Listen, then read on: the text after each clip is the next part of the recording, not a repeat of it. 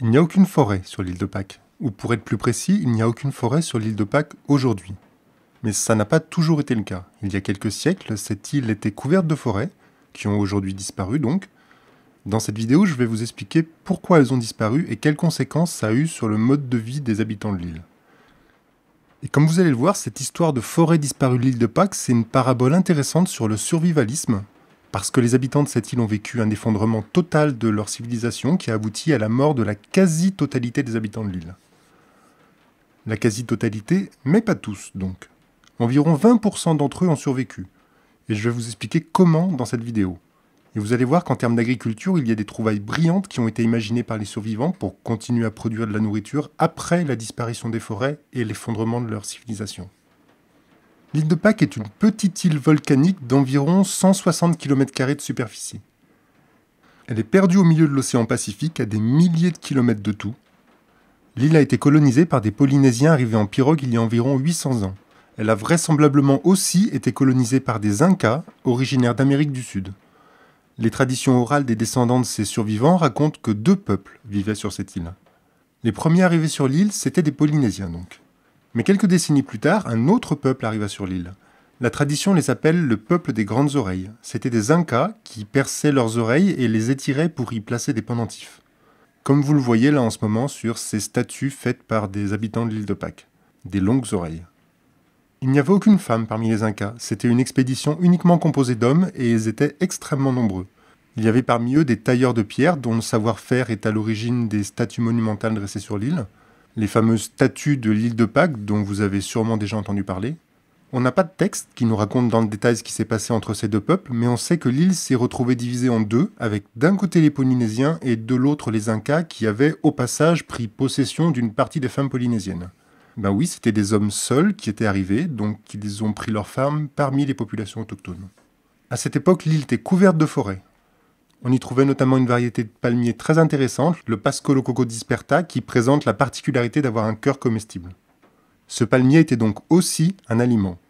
En fait, la végétation de l'île était luxuriante. On avait un couvert végétal varié avec une biodiversité importante, tant sur le plan animal que végétal. Alors, qu'est-ce qui s'est passé? Comment est-ce qu'elles ont disparu, ces forêts? Depuis des années, on entend une fable qui consisterait à dire que pour déplacer leurs statues, les habitants de l'île les faisaient rouler sur des troncs d'arbres et donc, comme ils ont construit près de 1000 statues, eh bien, au bout d'un moment, ils auraient coupé tous les arbres. Je vais prendre un instant pour répondre à cette idée parce qu'elle joue un rôle important dans les théories sur les raisons pour lesquelles les forêts ont disparu de l'île. Or, cette hypothèse est sans objet parce que non, les Pascans n'ont jamais utilisé aucun arbre pour déplacer leurs statues. La tradition pascane nous raconte que les statues marchaient pour se déplacer. Et en fait, les statues ont une forme très particulière qui est conçue pour permettre de déplacer les statues non pas couchées sur des rondins, mais debout, avec des cordes. La partie avant de la statue est coupée en biais pour permettre une inclinaison naturelle de la statue et cette inclinaison est utilisée pour faire pivoter la statue de gauche à droite avec des cordes. Ce qui permet littéralement de la faire marcher. C'est un truc religieux, dans leur croyance, l'esprit de l'ancêtre anime la statue, c'est pour ça qu'elle avance. Donc quand les gars vous disent que la statue elle marche, c'est parce que, de fait, pour eux, sous leurs yeux, c'est ce qu'elle est en train de faire. Elle met une jambe devant l'autre et elle avance, elle marche. Donc non, ce n'est pas pour déplacer des statues que les Pascans ont rasé leur forêt. Qu'est-ce qui s'est passé alors? Bien c'est simple, on était sur une île, c'est-à-dire un milieu fini, avec des quantités de ressources limitées, une surface d'occupation de l'espace au sol également limitée. Dans cet espace fini, la population a atteint un niveau démographique qui ne permettait plus au milieu de renouveler les ressources qui étaient prélevées. On avait besoin de bois pour construire des maisons, pour construire des pirogues, pour faire du feu et se chauffer, ou pour cuire les aliments. Et pour assurer tous ces besoins, il fallait couper des arbres. Et plus on en coupait, et moins la forêt avait le temps de se régénérer. Et au bout d'un moment, c'était juste plus possible. La démographie était trop forte, il y avait trop d'habitants. La nature ne se régénère pas toute seule comme par magie. Et la forêt a disparu.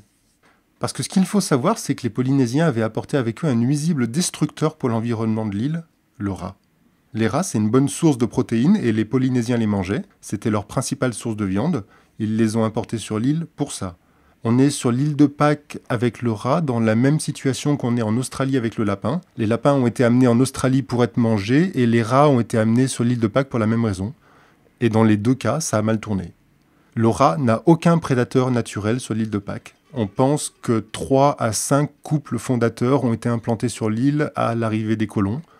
2 ans plus tard, on estime que leur population avait atteint 3 millions d'individus sur une surface à peine plus grande que Paris intramuros. C'est énorme donc. Et ces rats ont empêché la régénération des forêts qui étaient attaquées par la déforestation.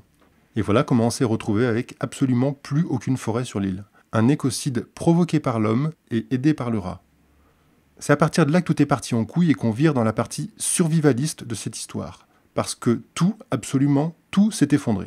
Le système politique a disparu, les croyances religieuses ont complètement été abandonnées et à peu près tout le monde est mort, sauf une poignée de survivants. Donc. Ce qui s'est passé, c'est que les Polynésiens ont massacré les Incas, les longues oreilles. Or, les longues oreilles étaient ceux qui avaient la main haute sur le pouvoir exercé sur l'île. Le système politique s'est donc littéralement effondré. Par ailleurs, c'est aussi les Incas qui étaient à l'origine de ces pratiques religieuses avec ces statues géantes, toutes ces croyances qui régissaient la vie spirituelle de l'île, eh bien, c'était des croyances des grandes oreilles. Donc, quand ils sont morts, eh bien, la religion qui reposait sur le culte de ces statues est morte avec eux. Et cette religion a totalement disparu. On a arrêté de construire des statues géantes sur l'île de Pâques à partir de ce moment-là. Et puis surtout, comme ils étaient très nombreux, eh bien, quand ils sont morts, un paquet de gens sont morts. Les grandes oreilles, tout un peuple donc, mais aussi un paquet de gens du camp d'en face. Parce que oui, généralement, dans les guerres, il y a des morts dans les deux camps. Donc la population des Polynésiens a elle aussi été réduite. Pas complètement, mais quand même.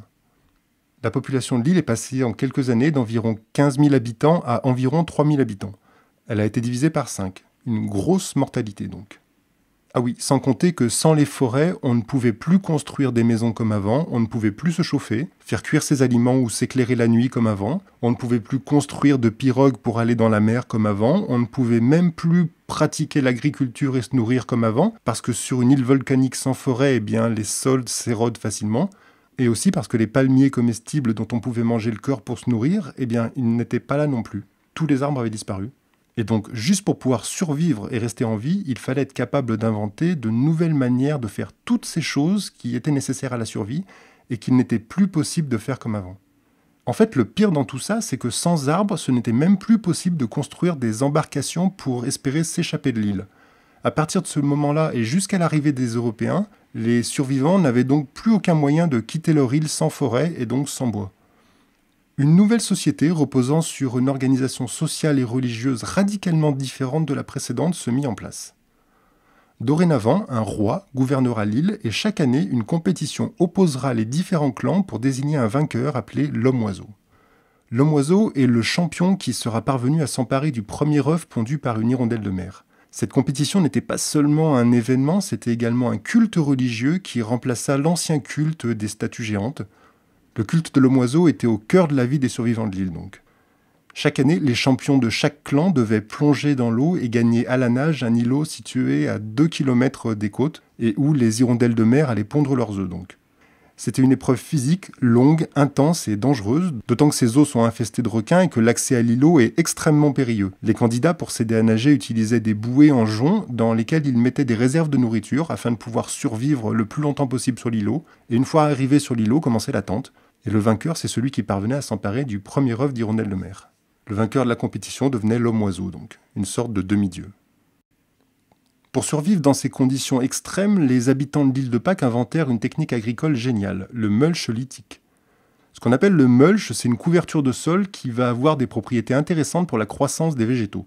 Cette technique de permaculture inventée par les habitants de l'île de Pâques consistait à couvrir entièrement les sols de leurs champs d'une couche d'environ 20 à 40 cm de petites pierres volcaniques. Alors c'est un travail de titan, parce qu'on parle là de champs qui pouvaient atteindre des surfaces avoisinant l'hectare, donc ça représente des milliers de tonnes de pierres à déplacer, mais c'est un peuple qui était capable d'accomplir des travaux de titan, on l'a vu avec les statues, ils étaient capables de faire des choses qui physiquement nous paraissent impossibles, ou en tout cas très difficiles. Et le fait est qu'ils l'ont fait, ils ont déplacé des milliers de tonnes de pierres pour fabriquer de toutes pièces des champs artificiels recouverts d'un mulch lithique. On est vraiment au cœur de l'idée de la permaculture là, parce que c'est littéralement de l'agriculture permanente. On construit le champ et une fois qu'on l'a fait, on n'a pas besoin de retransporter les pierres tous les ans. Une fois que le champ a été construit, il restera là pour les générations futures, il sera là pour toujours. C'est de l'agriculture permanente. Alors concrètement, comment ça marchait ? Les Pascans cueillaient des herbes qu'ils faisaient brûler pour en récupérer la cendre. Puis ils répandaient ces cendres dans leurs champs de pierre. Ces champs étaient de forme rectangulaire et avaient des surfaces comprises entre 100 mètres carrés pour les plus petits et jusqu'à 1 hectare pour les plus grands. Il n'y a aucune source d'eau douce sur l'île de Pâques et donc aucun moyen d'irrigation possible pour l'agriculture. La seule et unique source d'eau pour ces champs, c'était la pluie. Les précipitations annuelles tournent autour de 120 cm sur cette île, or le taux d'évaporation est élevé à cause d'une exposition importante au soleil et aussi parce que la constance des vents qui traversent l'île assèche les sols. Les pierres, qui avaient entre 5 et 20 cm de diamètre, étaient en basalte. C'est une pierre volcanique extrêmement poreuse et cette porosité retient l'humidité et empêche une partie de l'eau de s'évaporer.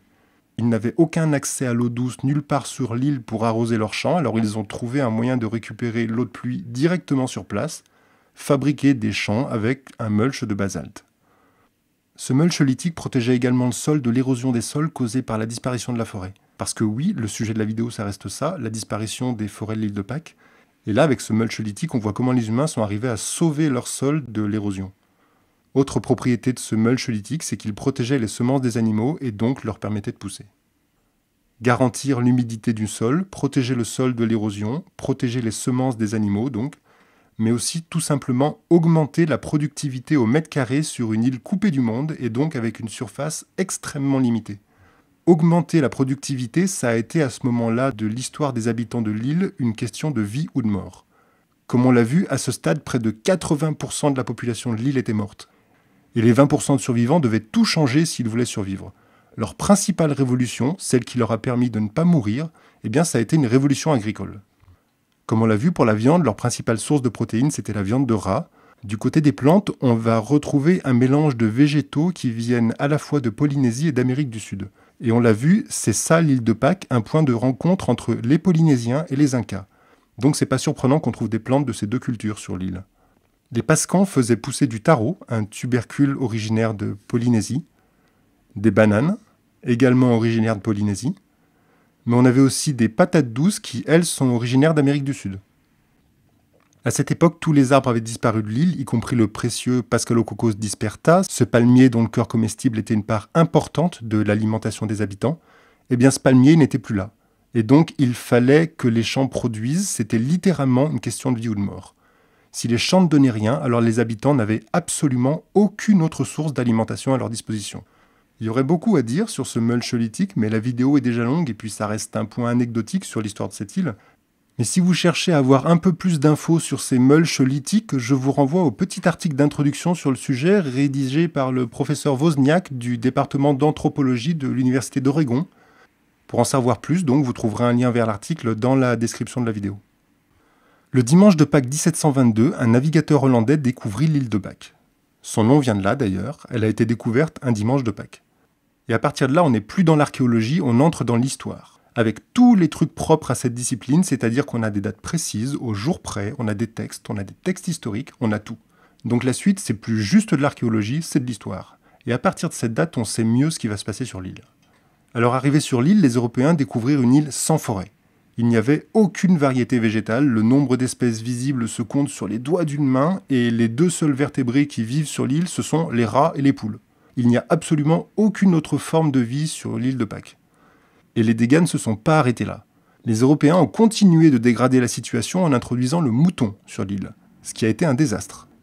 Les moutons ne font pas de dégâts dans les forêts, mais dans une île sans forêt, eh bien, ils maintiennent le sol à l'état de prairie. Plus aucune forêt ne peut pousser sur une île sans forêt si vous y mettez des moutons. Un désastre donc. Et pendant des décennies, la destruction de l'écosystème par tous ces animaux non natifs de l'île s'est poursuivie. La surpopulation humaine, les rats et les moutons transformèrent l'île en ce cauchemar écologique que l'on peut encore observer de nos jours. Un miracle toutefois est survenu au milieu du XXe siècle. Thor Heyerdahl, c'est l'archéologue norvégien qui avait prouvé par l'exemple que les Incas avaient gagné l'île de Pâques sur des radeaux géants. Et donc en 1956, lors de l'une de ses expéditions sur l'île, Heyerdahl découvrit dans le cratère de Ranokao, l'un des volcans de l'île, un fragile arbuste à moitié mort qui n'avait presque plus de feuilles et qui n'avait plus qu'une dernière petite pousse jaillissant de sa souche et qui contenait quelques graines. Alors il a immédiatement récupéré les graines, bien sûr, il les a envoyées au jardin botanique de Göteborg. Ce que Thor venait de découvrir, c'était les dernières graines du dernier exemplaire encore vivant d'un arbre unique au monde qui n'existe nulle part ailleurs que sur l'île de Pâques, le Sophora toromiro. Le Sophora Toromiro, c'est l'arbre qui avait servi à faire les statues que je vous ai montrées tout à l'heure. Là, ces statues-là que vous êtes en train de voir, elles sont faites en Sophora Toromiro. Et à partir de ce jour, l'homme arrêta de détruire l'environnement de l'île de Pâques et il se mit à commencer à le reconstruire. Et dans quelques siècles, si tout se passe bien, il y aura de nouveau des forêts sur l'île de Pâques et la biodiversité reviendra peu à peu. Je ne vais pas détailler ici parce qu'il faudrait une bonne demi-heure pour vous parler de cet arbre et c'est pas non plus le sujet de la vidéo. Mais pour les curieux, il y a une vidéo très bien sur l'histoire de cet arbre, le Sophora Toromiro, qui se trouve sur la chaîne d'un botaniste assez génial. Je vous mets un lien dans la description de la vidéo, vous allez voir, c'est vraiment intéressant comment l'humain peut réparer les écosystèmes endommagés et ramener la biodiversité qu'il avait lui-même détruit. Bon, si on fait un bilan, qu'est-ce qui s'est passé sur l'île de Pâques et surtout, quels enseignements on peut en tirer ? La démographie des humains ne permettait pas d'assurer le renouvellement du bois prélevé dans les forêts, et les forêts ont disparu. Cet écocide a provoqué une diminution massive de la population et une transformation totale de la société, à la fois sur le plan politique, sur le plan religieux, dans le mode de vie et dans la façon de se nourrir. Les survivants à l'effondrement qui a suivi cet écocide ont littéralement changé de façon de vivre dans tous les domaines et à tous les niveaux, et c'est probablement ce qui leur a permis de survivre. Sans les forêts, le monde était bouleversé et les survivants, ce sont ceux qui ont su s'adapter à ce nouveau monde. Et c'est le premier enseignement survivaliste à tirer de cette histoire. Les survivants sont ceux qui se sont adaptés à cette nouvelle façon de vivre. Les autres sont morts. C'est aussi simple que ça. Le second enseignement à en tirer, c'est que les effondrements environnementaux, alimentaires, sociétals, culturels, politiques et religieux sont liés. Dans un système dans lequel tous les éléments s'articulent les uns avec les autres, alors lorsqu'un élément s'effondre, tout le reste s'écroule également. L'environnement, l'agriculture, la culture, la politique, la religion, chacun des éléments du système a une influence directe sur les autres, et donc quand les forêts ont disparu, absolument tout a été bouleversé. Le troisième enseignement à tirer de cet écocide, c'est que l'analogie avec notre situation actuelle est assez évidente. Sauf que cette fois, on n'est pas à l'échelle d'une île, mais à l'échelle d'une planète dont on ne peut pas plus s'échapper que les habitants de l'île de Pâques ne pouvaient s'échapper de leur île. La surpopulation humaine consomme les ressources de l'environnement plus vite que l'environnement n'est capable de se régénérer, et nous sommes entrés depuis quelques décennies dans la 6e extinction de masse. C'est une extinction à la fois animale et végétale, qui va en s'accélérant au fur et à mesure que la population humaine mondiale s'accroît. Nous sommes actuellement dans un processus d'extinction de masse d'une ampleur qui dépasse largement celle qui a éliminé les dinosaures de la surface terrestre il y a 65 millions d'années. Il est fort probable que la majorité des espèces végétales et la majorité des espèces animales ne vont pas survivre à l'extinction de masse qui est actuellement en cours. Et puis il y a aussi un dernier enseignement à tirer de cet écocide de l'île de Pâques, et celui-là c'est un enseignement plus positif. C'est qu'il y a eu des survivants. Quand il y a un effondrement, alors la population diminue massivement, c'est inexorable. Sur l'île de Pâques, elle a été divisée par 5, donc c'est énorme. Mais il y a eu des survivants. Il y a eu des survivants parce que l'on peut survivre à un écocide, et le secret est simple. Si un mode de vie ne permet pas la survie, pour ne pas mourir, il suffit de changer de mode de vie.